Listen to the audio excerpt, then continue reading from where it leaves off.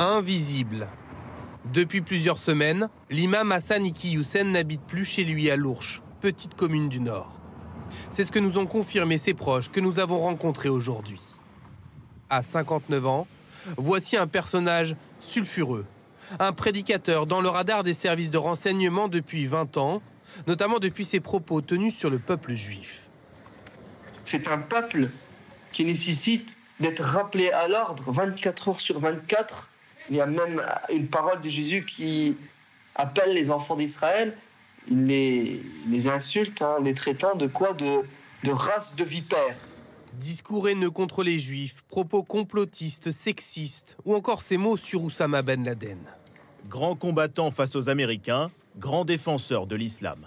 Le ministre de l'Intérieur veut désormais s'en débarrasser. Il serait une menace pour la République. Ce sont ces discours, ce sont ces idées, cette violence verbale qui, derrière, se traduit par de la violence physique et qui donc, à un moment, peut se traduire par des attentats terroristes.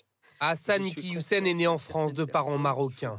Un imam qui n'a jamais caché sa sympathie pour le mouvement islamiste, les Frères musulmans.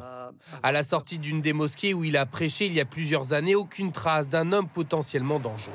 On n'a jamais eu de problème avec lui, sincèrement. Il était là pendant un moment, la mosquée elle marchait bien, tout le monde vient bien, il n'y a pas de politique, il n'y a rien du tout. Ça fait 20 ans qu'il dit ces choses-là, il s'est excusé.